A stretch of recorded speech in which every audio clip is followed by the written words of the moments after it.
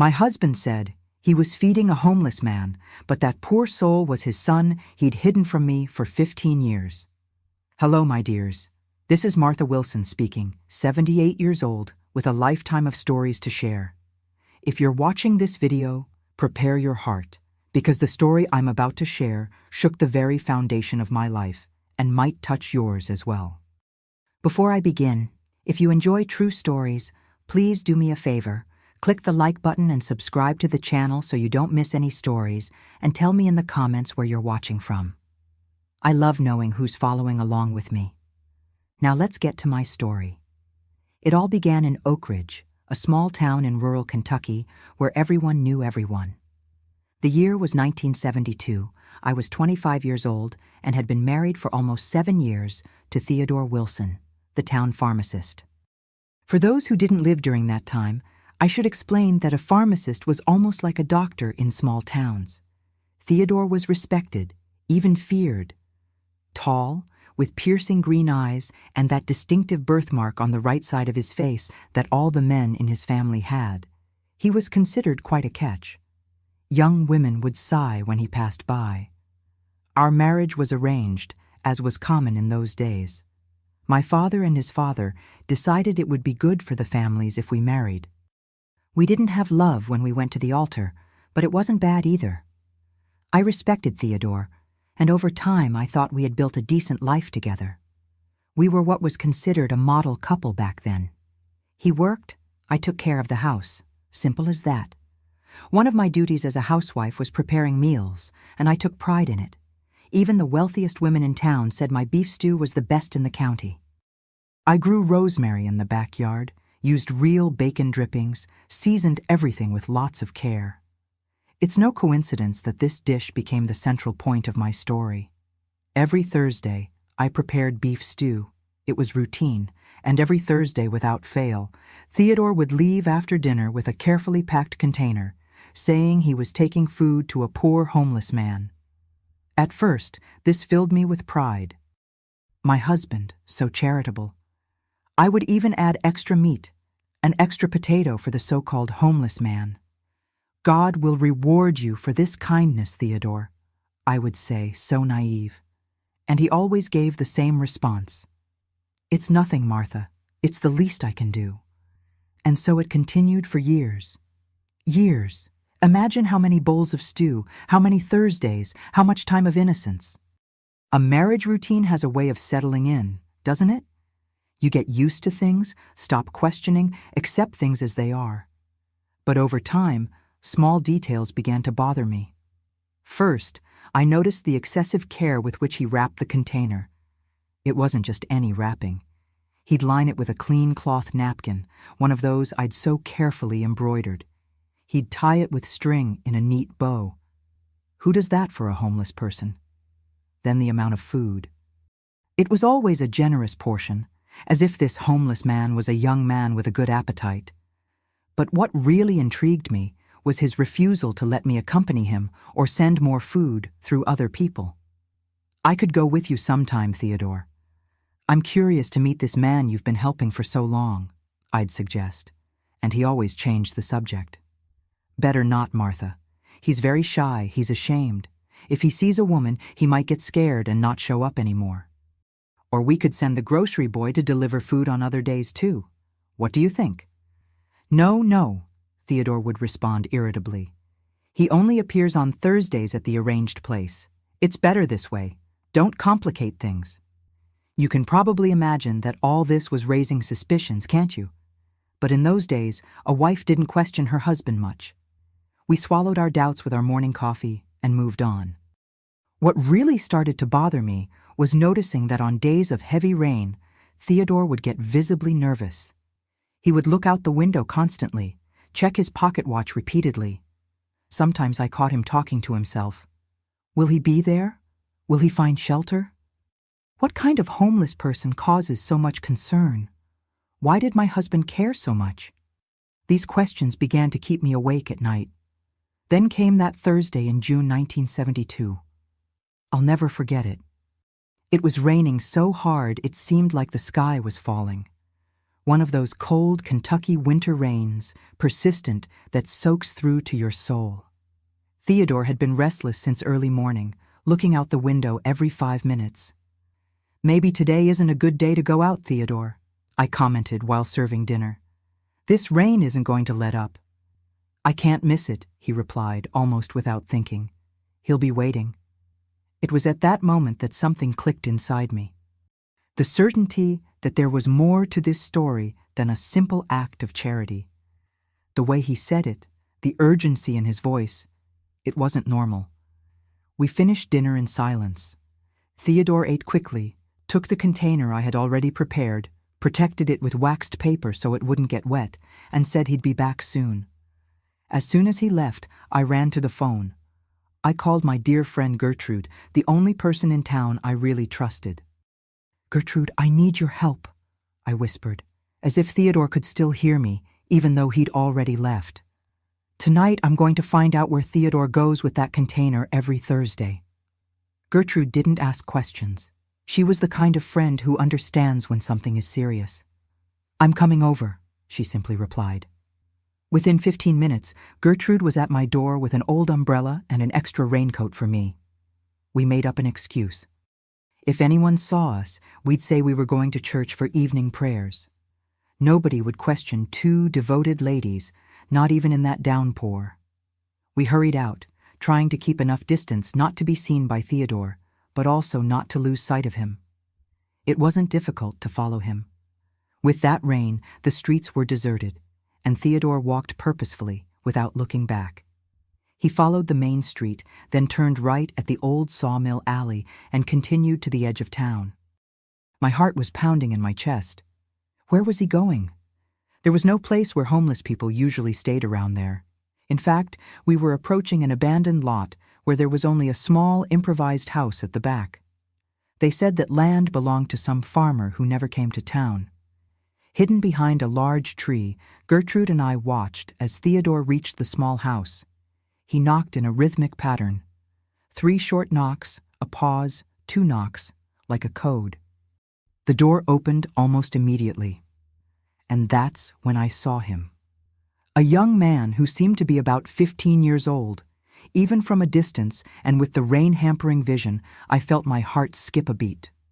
That boy was the spitting image of Theodore when he was young. The same long nose, the same thick eyebrows, and especially that birthmark on the right side of his face.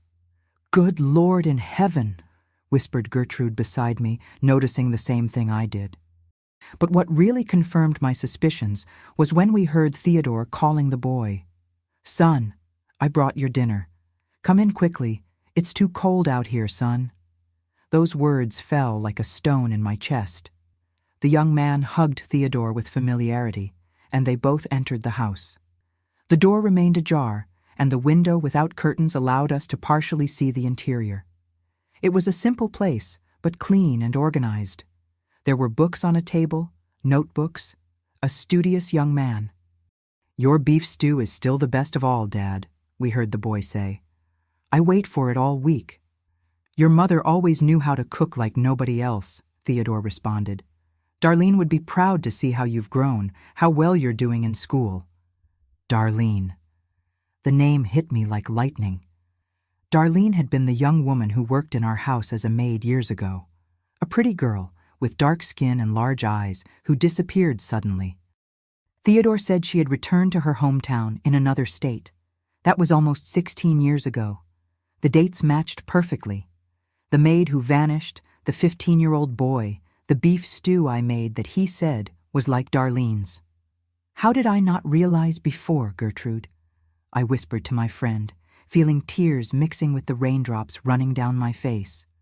The 2 of us returned home under that merciless rain. Each drop that fell felt like a stab to my heart. 16 years of lies. 16 years believing in the goodness of a man who was hiding a son from me, a son he had with our maid while married to me. You must be wondering what I did next.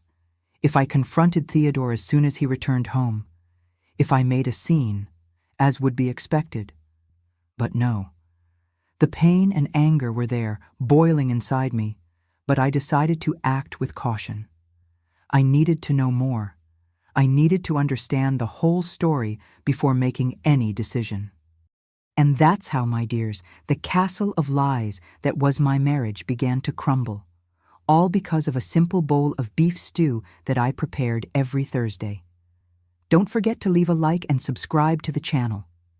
After that rainy night when I discovered Theodore's hidden son, I returned home, soaked not just by the rain, but by the tears I couldn't contain.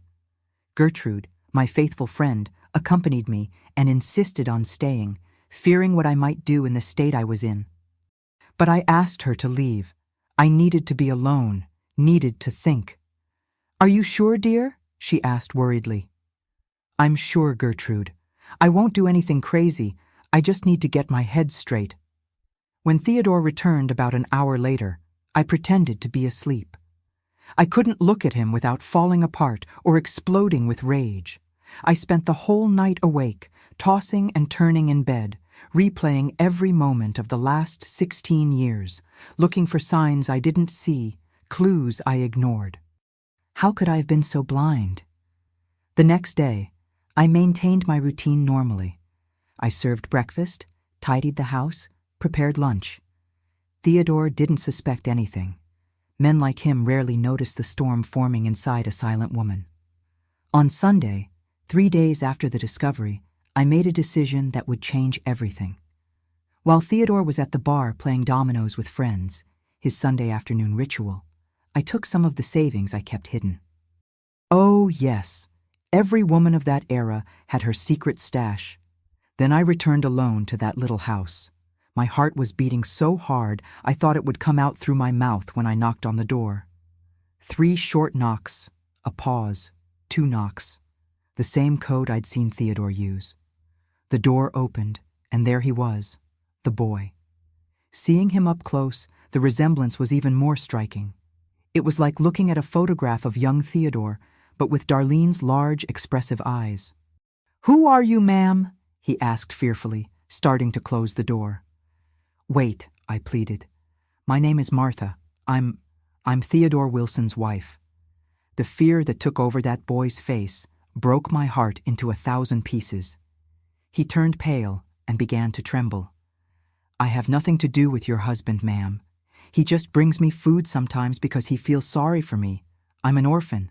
I live alone." That was the story Theodore had surely instructed him to tell if anyone showed up. A rehearsed lie, but poorly told. The boy didn't know how to lie. "I know who you are," I said firmly, but without hostility. "I know you're Theodore's son with Darlene, who worked in my house years ago."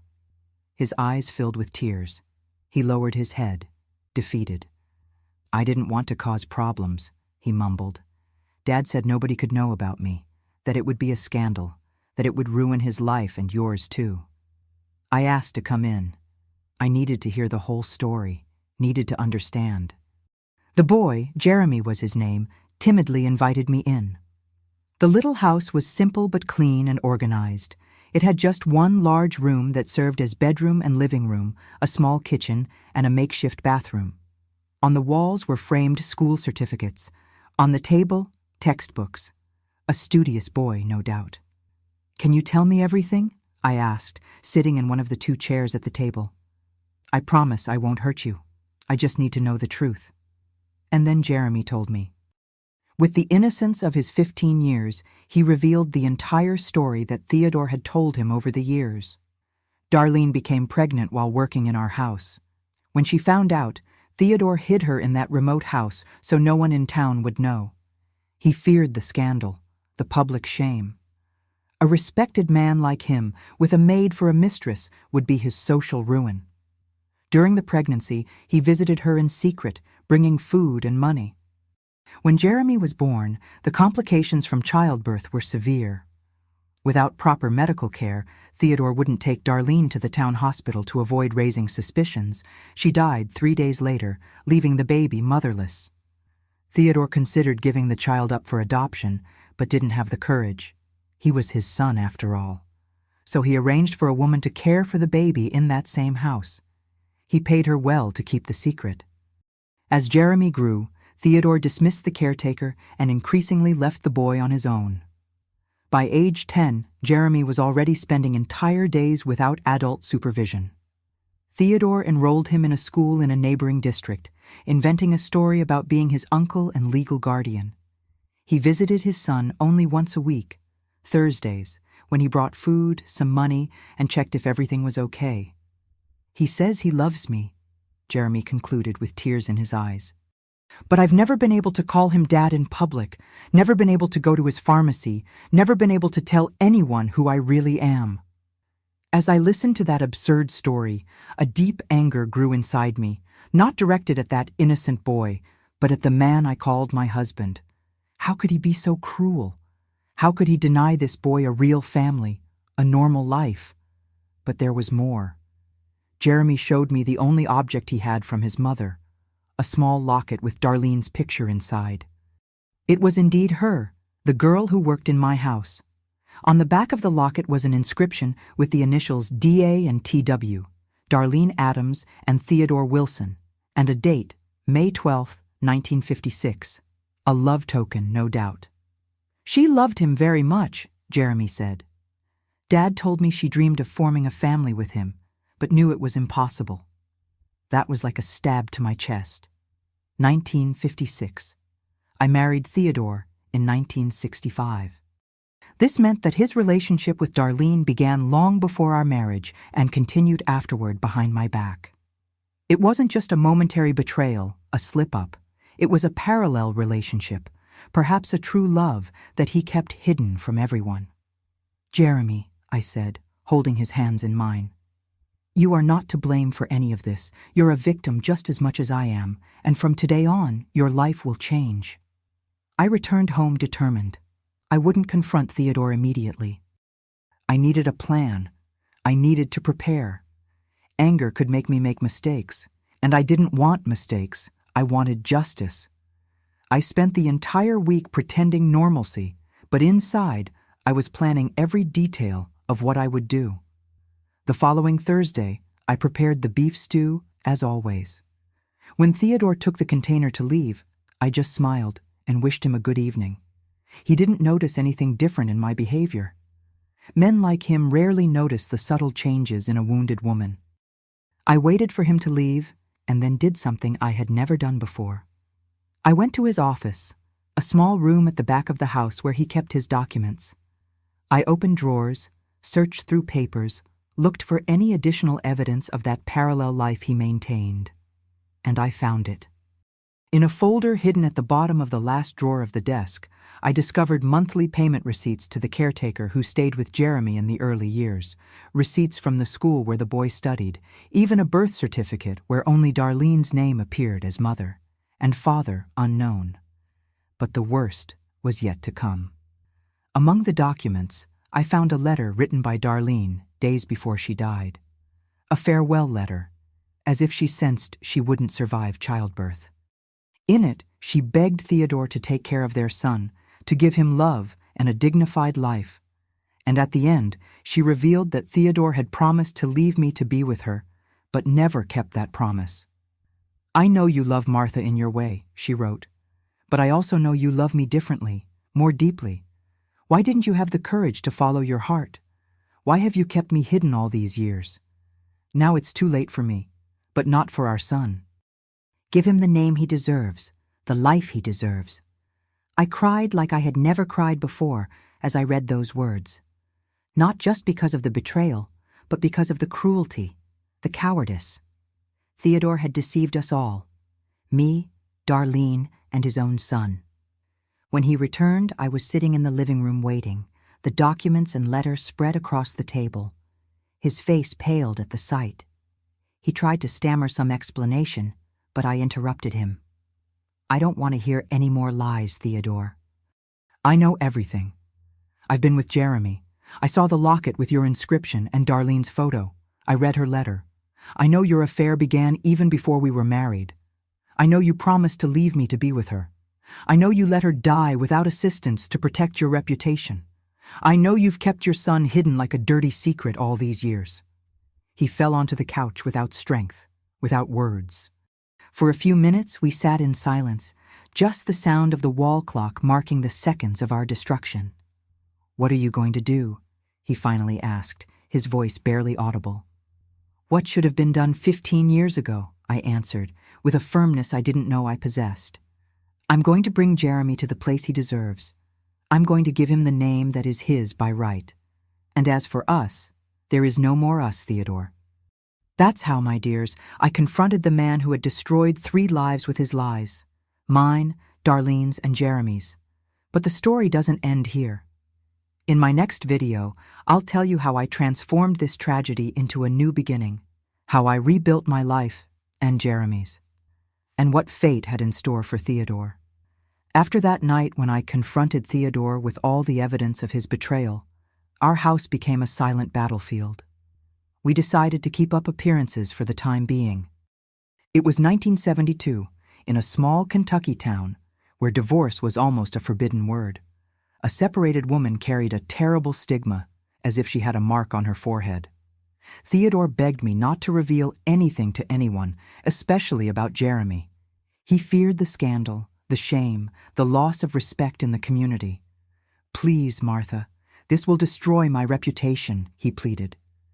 It was always his reputation that mattered, never the feelings of others. "Don't worry, Theodore," I replied, with a calmness that frightened him. "I won't go around shouting your dirty story all over town. I'm going to do something much worse." In the days that followed, I meticulously elaborated my plan. First, I went to visit my sister Claudia, who lived in Louisville, a larger city 2 hours away. I explained the situation and asked for help. Claudia, who had always been my safe harbor, didn't hesitate to accept my proposal. Jeremy would temporarily live with her to continue his studies, away from Theodore's reach and influence. When I returned, I presented my conditions to Theodore. These weren't suggestions or requests, they were demands. First, Jeremy will be legally recognized as your son. You will acknowledge paternity and give him your last name. "But Martha, the entire town will," I interrupted, ignoring his protests. "Second, you will transfer half your assets to my name, including part of the pharmacy." "The pharmacy is my family's inheritance. You can't demand that." "Third, Jeremy will live with my sister in Louisville to finish his studies. You will finance everything: school, clothes, food, even college if he wants. This will ruin me financially. Fourth, you will sleep in the back room starting today. I no longer want to share a bed with a man who has no character." He looked at me in disbelief. He probably never imagined that the submissive wife I had been for so many years could transform into the determined woman standing before him. "And if I refuse?" he asked, trying to regain some control of the situation. I opened my purse and removed an envelope.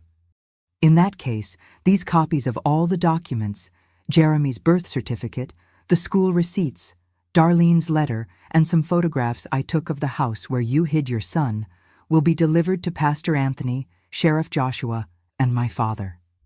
Theodore's face paled. He knew I wasn't bluffing. My father, a severe and traditional man, would be capable of killing him if he discovered how he had treated his daughter. The pastor and the sheriff would ensure the story spread throughout the region. It would be the end of everything he valued. "You have until tomorrow to decide," I finalized, leaving him alone with his thoughts. The next morning, I found Theodore sitting at the kitchen table, red-eyed from lack of sleep. He seemed to have aged 10 years in one night. "I accept your conditions," he mumbled, defeated. "But how will we explain the sudden appearance of my 15-year-old son to the town?" That's when I revealed the last part of my plan, the one that would be my true revenge. "We'll say that Jeremy is your nephew, an orphan, the son of a brother of yours who lived far away. Since he has no one else in the world, we decided to adopt him." "That could work," he agreed, glimpsing a less humiliating way out. But I continued with a smile that made him tremble. "After everything is formalized, after Jeremy is safe with my sister and his future secured, after you transfer the assets to my name, then, my dear, the entire town will know the truth, not from my mouth, but from yours."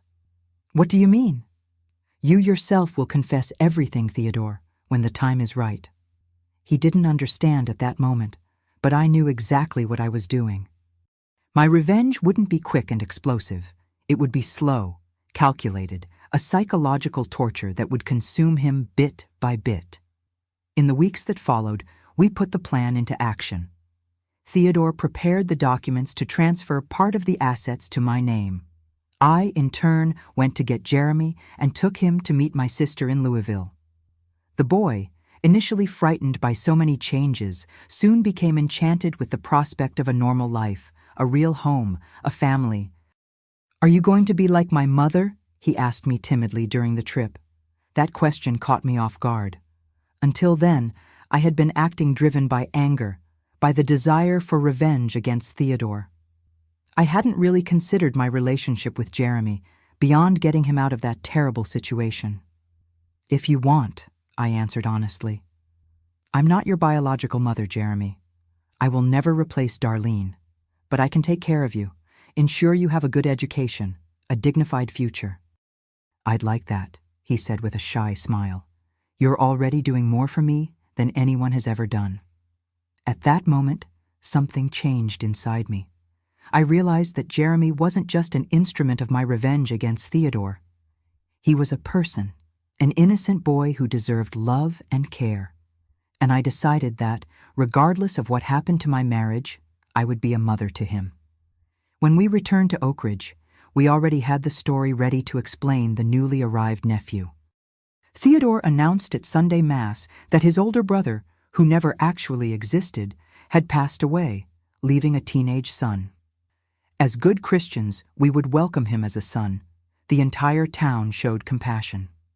The church ladies praised me for the kindness of accepting to raise another woman's child. The men patted Theodore on the back, admiring his sense of family responsibility. If only they knew the truth. Jeremy stayed with us for just 2 weeks before leaving for Louisville.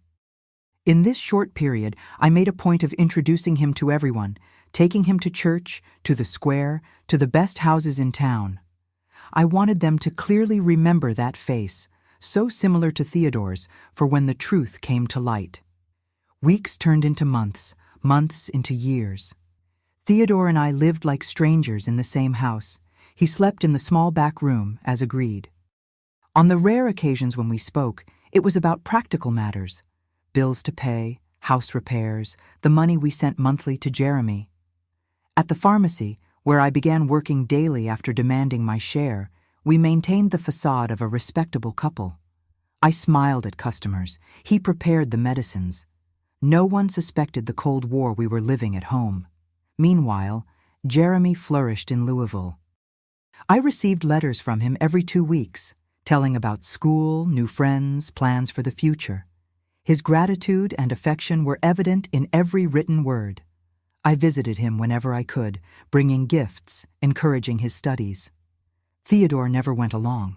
Part of our agreement was that he would keep his distance from the boy unless Jeremy expressly wished to see him. In 1975, 3 years after the discovery, I received the news I had been waiting for. Jeremy had been accepted to medical school at the University of Kentucky in Lexington. My heart overflowed with pride. That boy I had found hidden in a small house at the edge of town would now become a doctor. It was at this moment that I decided it was time for the second phase of my revenge.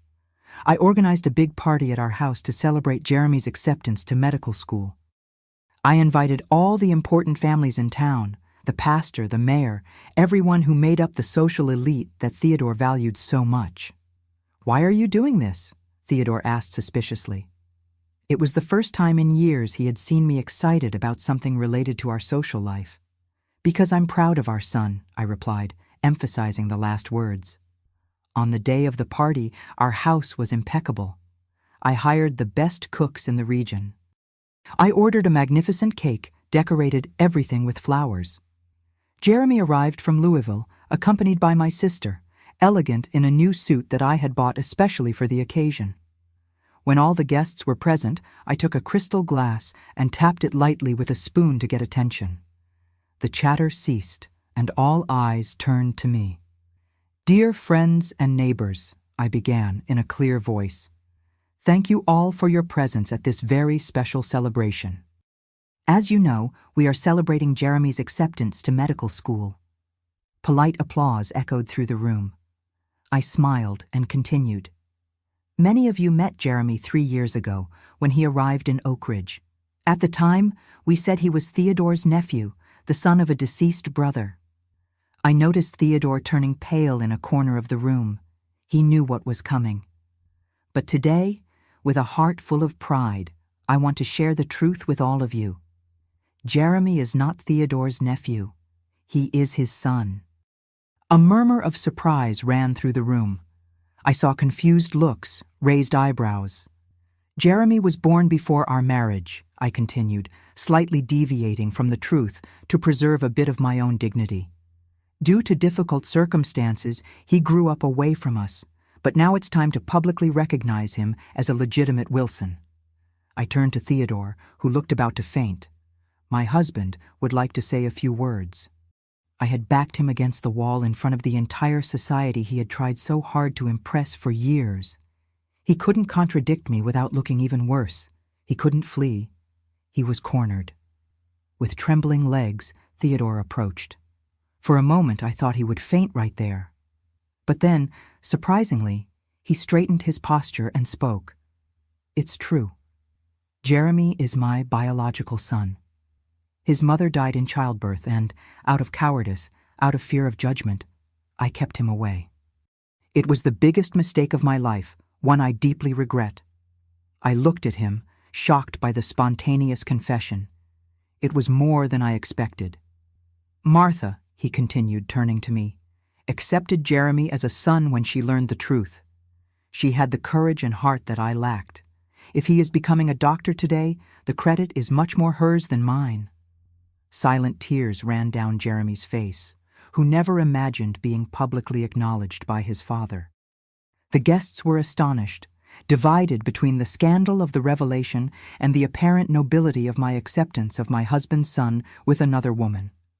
That's how, my dears, I executed my revenge, not with screams or violence, but by exposing Theodore to what he feared most: social judgment. From that day on, whispers followed him everywhere. People speculated about who Jeremy's mother might be when the affair had happened, if there were other hidden children. His reputation, so carefully constructed, crumbled in one night. But something unexpected also happened. Over the years of living with Jeremy, even if intermittently, I developed a true love for him. He was no longer the instrument of my revenge. He was my son in my heart. And seeing him follow the path he chose, becoming a good and honest man despite everything, brought me a joy that surpassed any satisfaction revenge could offer. In the following years, Theodore withered away. The strong and respected man became a shadow. At the pharmacy, I was the one giving orders now, relegating him to minor tasks in the back of the establishment. At home, we lived like strangers who shared a roof out of convenience. His health began to deteriorate. First came the heart problems, then a deep depression. He started drinking secretly in his small back room. I would find empty bottles when I went to clean, but never mentioned anything. It was his form of escape, I suppose. In 1985, Jeremy graduated from medical school. I organized another big party, even larger than the first. I invited people from all the neighboring towns. It was at this celebration that, while proudly introducing Jeremy to a group of important doctors from the capital, I referred to him simply as Theodore's son, without the adopted we sometimes still used as a facade in formal situations. 3 months after this party, Theodore died of a heart attack. I found him collapsed on the pharmacy floor when I opened in the morning. I immediately called for help, but it was too late. They say in town that he died of shame and remorse. Perhaps it was just a weak heart and alcohol. At the funeral, few people attended. Most came out of consideration for me, not for the deceased. I wore black as tradition dictates and maintained a solemn appearance, but I didn't cry. My tears for Theodore had dried up many years ago, on that rainy night when I discovered his betrayal. Ironically, the only one who shed sincere tears at the funeral was Jeremy. Despite everything, He had developed an affection for the father who visited him in secret throughout his childhood. A complex bond, made of crumbs of attention, but still a bond. "He was a weak man, Mom," Jeremy told me after the burial, calling me Mom as he had been doing in recent years. "But I think in his way, he loved us." Perhaps he was right. Perhaps Theodore, in his confused heart, loved both me and Darlene, both Jeremy and his precious reputation. But love without courage, without honesty, without sacrifice, what kind of love is that? After the funeral, I sold the pharmacy. I had no more reason to stay in Oak Ridge. Jeremy had secured a good position as a doctor in Chicago and invited me to live with him. I accepted without hesitation. It was time for a new beginning. And so, my dears, I come to the end of this chapter of my story, a painful chapter, but one that transformed me into the woman I am today. Theodore's betrayal could have destroyed me, but instead, it gave me a son whom I deeply love and a strength I never imagined having. Today, at 78, I live with Jeremy, his wife Marianne, and my 2 beloved grandchildren in Chicago. And every Thursday, I still make a point of preparing the same beef stew, no longer as a reminder of a betrayal, but as a celebration of the family we built from the ruins of a broken marriage. Life has a way of working out, doesn't it? Sometimes, what seems like our greatest misfortune ends up being the path to our greatest blessing. The secret is not to let yourself be defeated by pain, but to use it as fuel to move forward. Moving to Chicago in 1985 at the age of 50 was like being born again. Just imagine a small-town lady used to the slow pace of Oak Ridge, suddenly immersed in the hustle and bustle of one of America's largest cities. In the first few days, I confess I was bewildered. The noise of the cars, the number of people on the streets, buildings so tall you could barely see the sky. Everything was so different from my little Kentucky world. Jeremy lived in a 2-bedroom apartment in Lincoln Park, a beautiful, tree-lined neighborhood that reminded me a little of the countryside. He had insisted I take the master bedroom with a large window overlooking a park. "You deserve the best, Mom," he would say. I still got emotional when he called me that.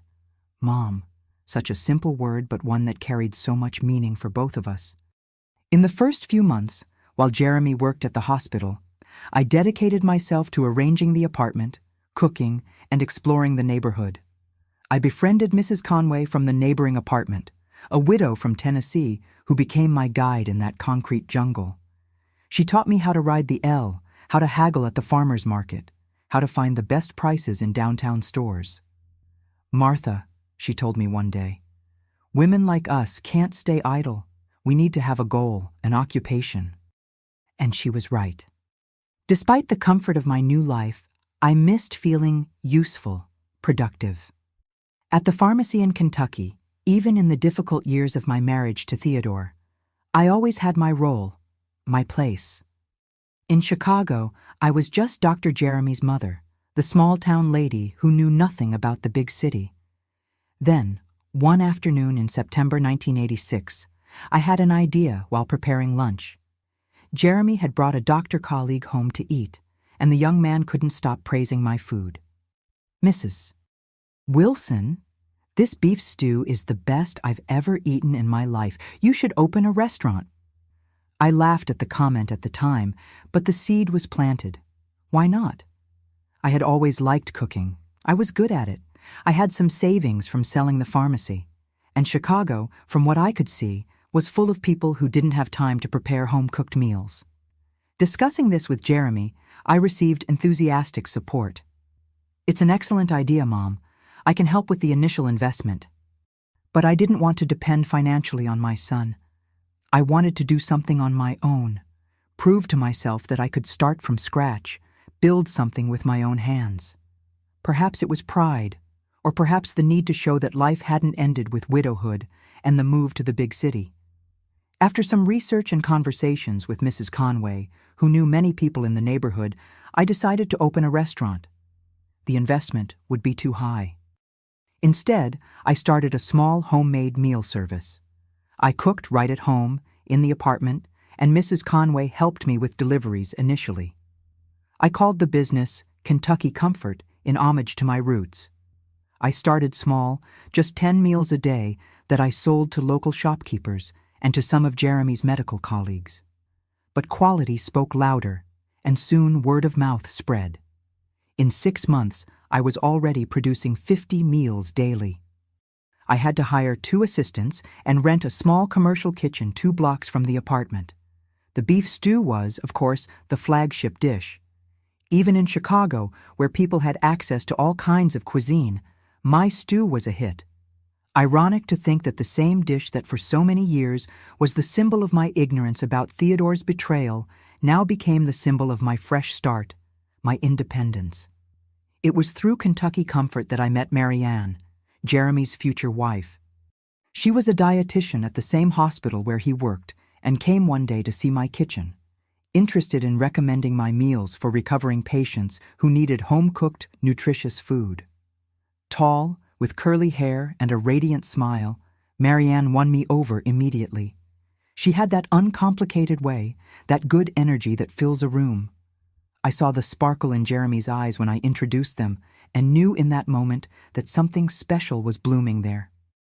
Their courtship was quick and intense. In less than a year, they were engaged, and in July 1988, we celebrated their wedding. It was a simple but elegant ceremony, with few guests, mostly colleagues from the hospital, and some friends we had made in Chicago. From Kentucky, only my sister Claudia and my dear friend Gertrude came for the celebration. During the reception, Gertrude pulled me into a quiet corner and handed me a yellowed envelope. "Martha, I kept this for years, waiting for the right moment. I think now, with Jeremy married and happy, you should have this." Inside the envelope was an old photograph, somewhat faded. It showed Darlene, Jeremy's biological mother, smiling timidly at the camera. She was pregnant, her belly already visible under the simple dress. "Where did you get this?" I asked, feeling a lump in my throat. "The day we followed Theodore to that little house, remember? While you were talking to the boy during your second visit, I took a look at his few belongings. I found this photo hidden inside a book. I thought I should keep it, that one day it would be important." I looked at that image for long minutes. Darlene looked so young, so fragile. I thought about how her life was unjustly cut short, how Theodore treated her like a shameful secret until the end. And I thought of Jeremy, who grew up without knowing his own mother's face, having only the locket with a picture too small to distinguish details. "I'm going to give this to him," I decided. "He deserves to have this memory." Gertrude squeezed my hand. "You have a huge heart, Martha. After everything you've been through, you still think of others' well-being." "It's not kindness," I replied honestly. "It's justice." Darlene may have been the pivot of Theodore's betrayal, but she was a victim as much as I was, perhaps even more so.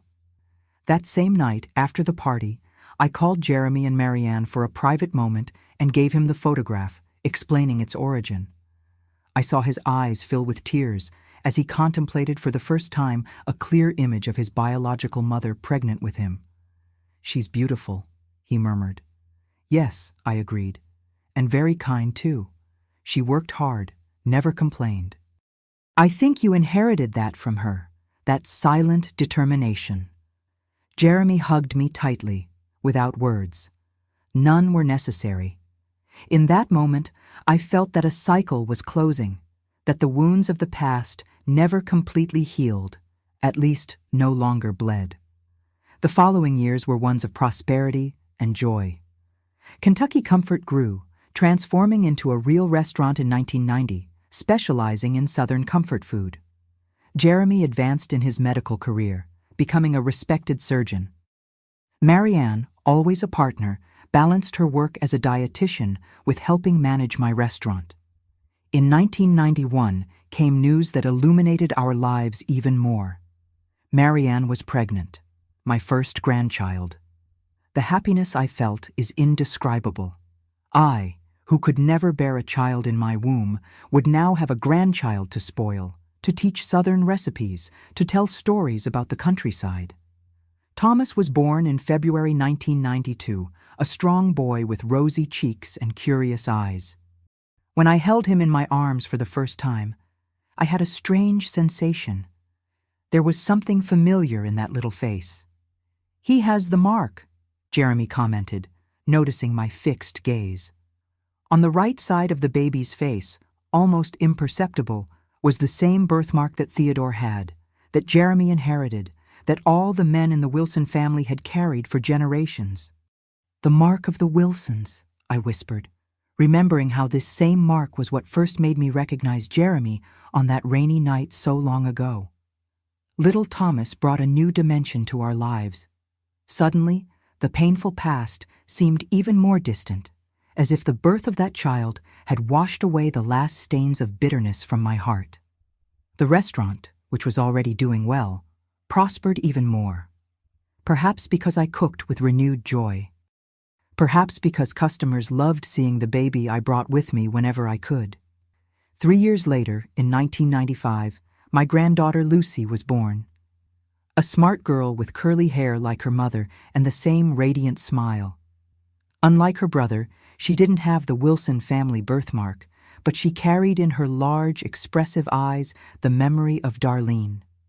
It was as if, through my grandchildren, the circle of life completed itself perfectly, bringing a bit of each person who had been part of our story. In 1998, when Thomas was 6 and Lucy was 3, something happened that caught me completely by surprise. A lady of about 70 appeared at the restaurant asking for me, tall, elegant, completely white hair. I had never seen her before. "Mrs. Wilson?" she asked when I approached the table.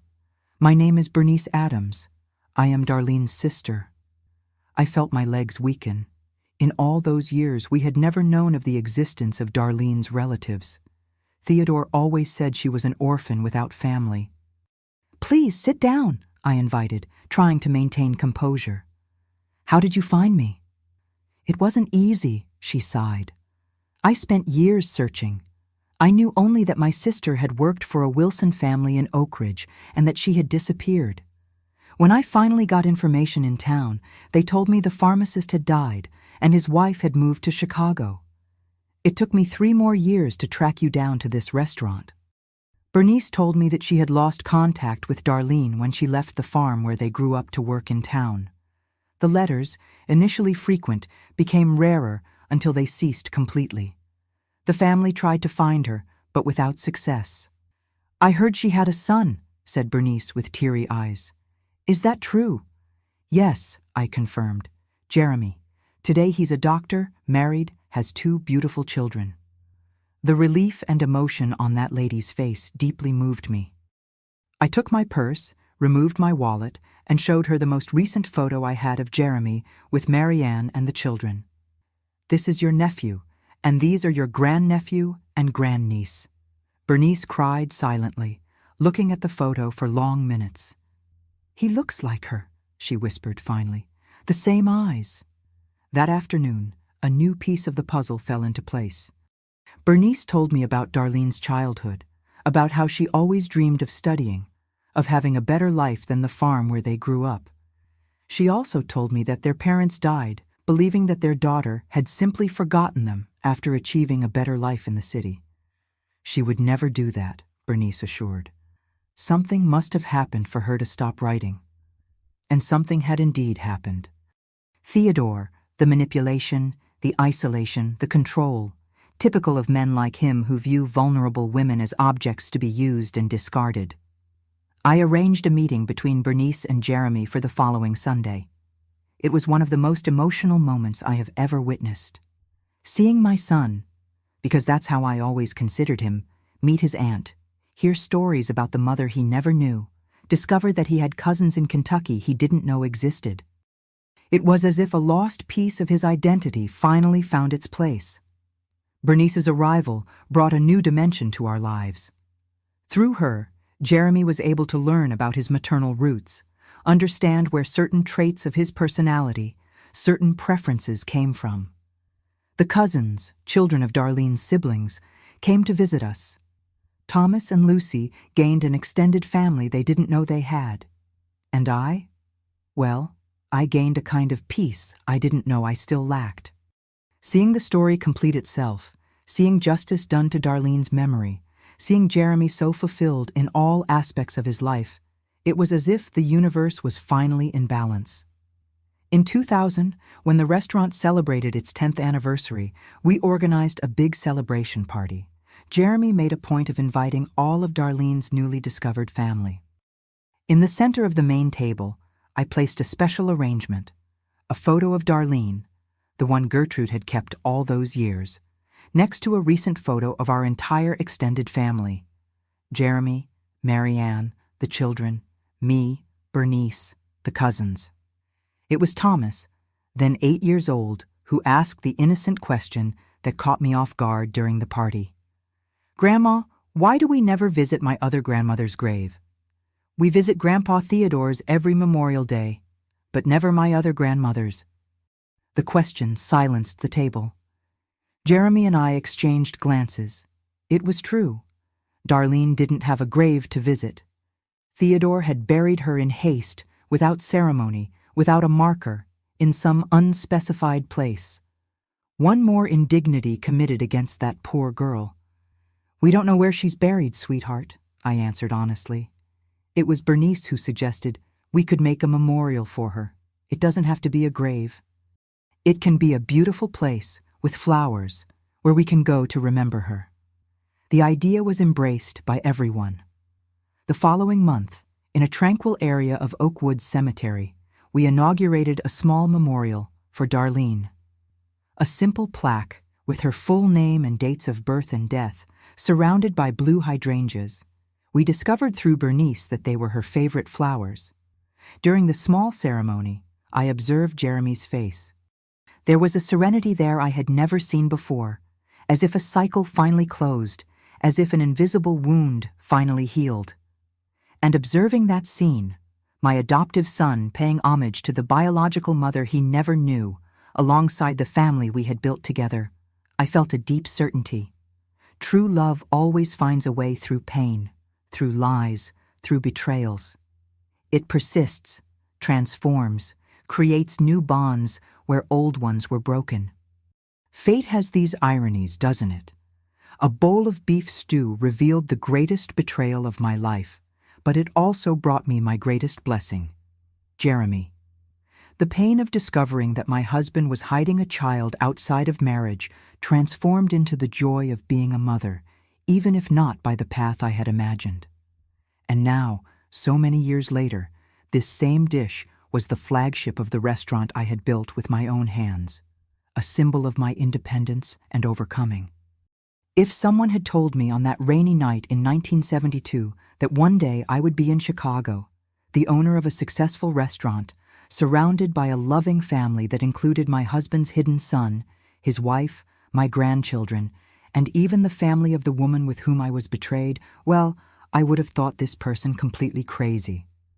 But life, my dears, life always surprises us, knocks us down, challenges us, makes us bleed, but also offers us new paths, second chances, unexpected fresh starts. The years go by so quickly, don't they? It seems like yesterday that I moved to Chicago, that I opened my little meal service, that I held my first grandchild in my arms. And when we realize it, here we are at 78, looking back and trying to understand the meaning of everything we've lived through. My Kentucky Comfort restaurant prospered beyond my most optimistic expectations. From a small establishment in Lincoln Park, we expanded to 3 locations in Chicago. In 2005, at 70, I decided it was time to pass the baton. Marianne, who had always shown a talent for business, took over general management. Lucy, my granddaughter, who was already 13 at the time, began to show the same interest in cooking that I had always had. "Grandma, teach me how to make beef stew just like yours," she asked me one day. "I want to learn all your secrets." Seeing my granddaughter interested in perpetuating the culinary traditions I brought from Kentucky filled me with pride. In the following years, I made a point of passing on to her not just the recipes, but the stories behind each dish, the small details that make all the difference, the love that should season every pot. Today, at 23, Lucy is a trained chef with a specialization in Southern cuisine. She took over the main kitchen of the restaurant and implemented innovations that would never have occurred to me. The menu now includes modern versions of traditional dishes, vegetarian options, even a vegan beef stew that is surprisingly delicious. "You're not upset about the changes, Grandma?" she asked worriedly when she presented the new menu. "My dear," I replied, "tradition only stays alive when it manages to renew itself. If I had clung to the past, I would never have left Oak Ridge, never would have built all this." Thomas, my oldest grandchild, followed a different path. From a young age, he showed the same interest in medicine as Jeremy. He accompanied his father on some shifts, asked questions, devoured books about the human body. Today, at 26, he's already a trained doctor and is in residency in pediatric surgery. "Grandma, I chose pediatrics because I want to make a difference in children's lives," he explained to me when he decided on his specialization. "I want them to have the chance to grow up healthy, happy, surrounded by love, as I had." Seeing my grandchildren forge their own paths, building their lives based on the values we tried to impart, is the greatest satisfaction I could have. After all, what other legacy can we leave in this world but the love we plant in the hearts of those who come after us? Jeremy, my son in heart, has become one of the most respected surgeons in Chicago. At 57, he's at the peak of his career, coordinates a residency program at the hospital, has published books, gives lectures throughout the United States. When I see him speaking with such confidence and knowledge, I think of that frightened boy I found in that little house at the edge of Oak Ridge. How surprising life is in its paths. Our relationship with Darlene's family strengthened over the years. Bernice, her sister, unfortunately passed away in 2010, but the cousins maintain close contact. We make a point of gathering at least twice a year, on Jeremy's birthday and at Christmas. These are noisy gatherings, full of stories, laughter, and of course, plenty of good food. In 2012, something unexpected happened. We received a letter from Oak Ridge. It was from Gertrude, my faithful friend, the only person from that era with whom I still maintained some contact. The letter said that the old Wilson Pharmacy, which I had sold after Theodore's death, was being demolished to make way for a modern drugstore. During the construction, workers found something hidden in a false wall at the back of the establishment, a locked metal box. Since I was the last owner, the City Hall contacted Gertrude, who still lived in town, to try to locate me. My friend promptly provided my address in Chicago, and 2 weeks later, the box arrived by mail. I gathered the family in the living room of the apartment where I live with Jeremy and Marianne to open that relic from the past. The lock was rusted, difficult to open.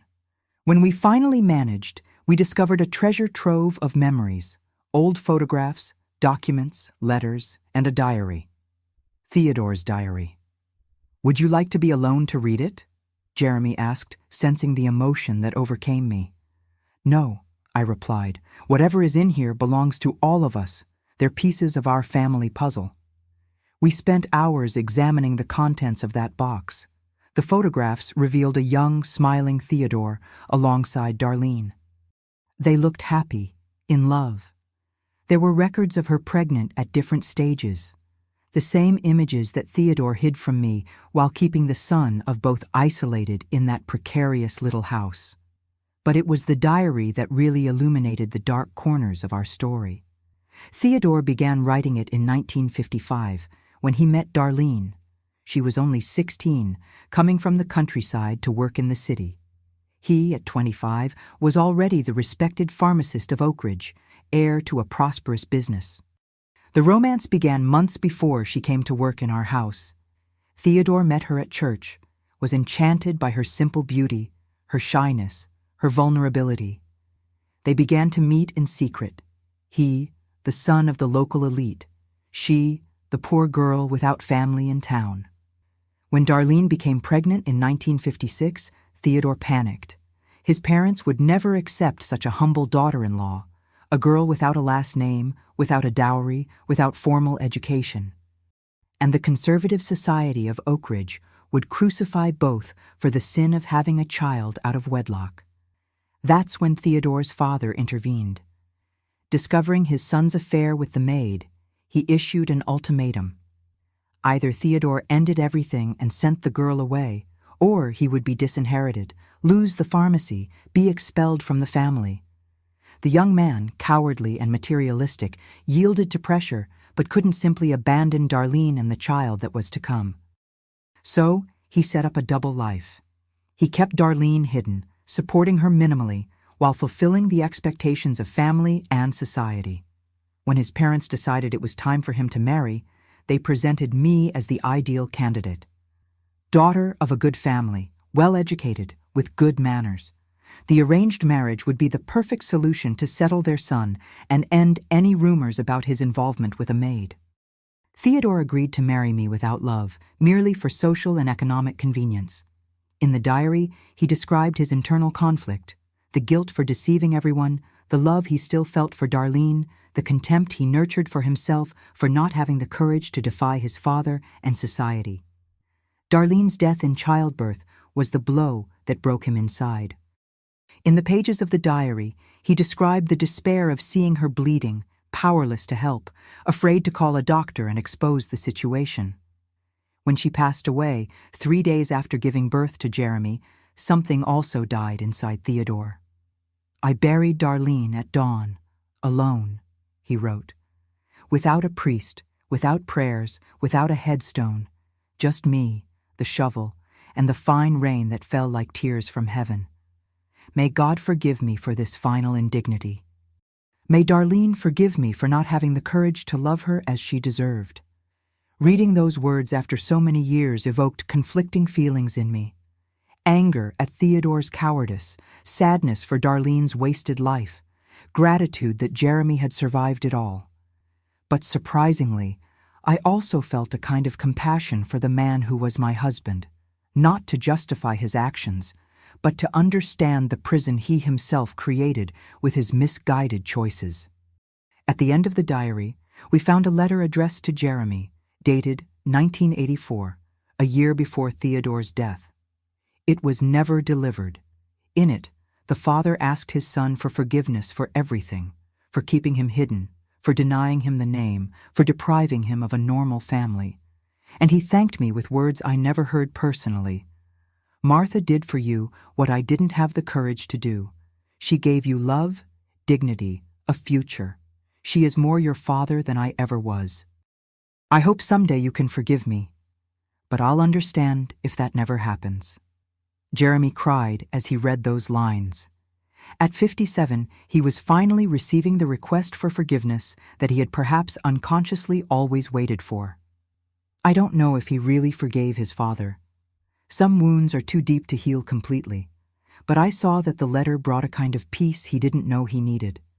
Together, we decided to do something meaningful with that discovery. First, we identified the exact location where Darlene was buried through a rudimentary map found among Theodore's papers.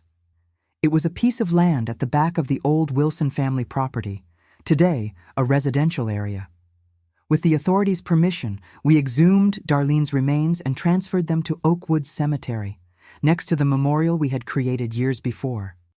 Finally, she would have a dignified resting place where we could bring flowers, light candles, pay the tributes she was denied in life. Then we donated part of the money found in the box. There was a considerable amount in old securities and gold, to a foundation that supports single mothers in vulnerable situations.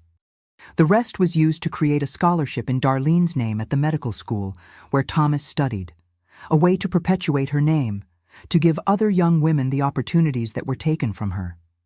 As for the diary and photographs, we decided to preserve them as a record of our family history, not to cling to the painful past, but to remember the path we traveled, the difficulties we overcame, the lessons we learned. On a Thursday afternoon a few months ago, we gathered the entire family at the original Kentucky Comfort restaurant, 3 generations around the same table, myself, Jeremy and Marianne, Thomas and his fiancée Patricia, Lucy and her boyfriend Raphael, some cousins from Darlene's family. The reason for the gathering? to celebrate the 50 years since that rainy night when I followed Theodore and discovered the secret that would change our lives forever. As part of the celebration, I personally prepared the beef stew. Even at 78, with hands no longer as steady as before, I made a point of cooking that symbolic dish. Lucy assisted me, learning the last details she hadn't yet captured. When everyone was served, I raised my glass for a toast. To life that surprises us in the most unexpected moments, to the pains that teach us to value joys, to the mistakes that show us new paths, and to the love that persists, that transforms, that heals. Looking at those dear faces around the table, I thought about how a story that began with so much sadness, betrayal, abandonment, lies, ended up generating so much love, so much life. I thought of Theodore, of Darlene, of how their choices, right or wrong, led to the existence of all those wonderful people gathered there. And I thought of myself, the young 37-year-old Martha, who on a rainy night discovered the bitter truth about her marriage. How far she was from imagining that that painful revelation would actually be the beginning of a journey of growth, strength, and unconditional love. That night, after everyone left, I stayed alone in the restaurant for a few minutes. I took a small portion of the beef stew that remained and placed it in a simple container, like the ones Theodore used to take to Jeremy. I went out to the street and looked at the starry Chicago sky. "Thank you," I whispered to the universe. I didn't know exactly who I was thanking. God, fate, the circumstances that brought me here. Perhaps all of them, perhaps myself, for having had the courage to transform pain into strength, resentment into compassion, betrayal into a new beginning. Today, when I prepare beef stew on Thursdays, a ritual I maintain to this day, I no longer think about Theodore's betrayal. I think about the family we built, the bonds we created, the love that flourished from the ashes of a destroyed marriage. I think about how a simple dish can carry so many meanings, so many memories, so many interwoven stories. And that's what I want to leave with you, my dears, who have accompanied me this far. The certainty that our lives are not defined by the bad things that happen to us, but by how we respond to them. We can surrender to bitterness, resentment, self-pity. Or we can use the pain as fuel to rise again, to create something new and beautiful from the rubble. My story began with a betrayal discovered because of a bowl of stew, but it doesn't end there. It continues in the smiles of my grandchildren, in my son's success, in the restaurant that brings a piece of Kentucky to Chicagoans, in the lives we've touched along the way. And now it continues with you who have heard my account, and I hope will take something valuable from it. Perhaps the courage to face your own pains. Perhaps the inspiration to start over after a fall. Perhaps just the certainty that you are not alone in your struggles. Before ending this final video in the series, I want to ask you to leave in the comments the lessons you took from this story. What touched your heart the most? What will you take with you? And if you have similar stories of overcoming, share those too. We're stronger when we share our experiences. Don't forget to like the video and subscribe to the channel if you haven't already. And keep an eye out, because soon I'll be starting a new series of stories, because at 78, I have many to tell. Until our next meeting, my dears, may God bless each of your paths. And remember, life has many Thursdays ahead, many bowls of stew to be prepared, many stories to be written. Make yours something worth telling one day.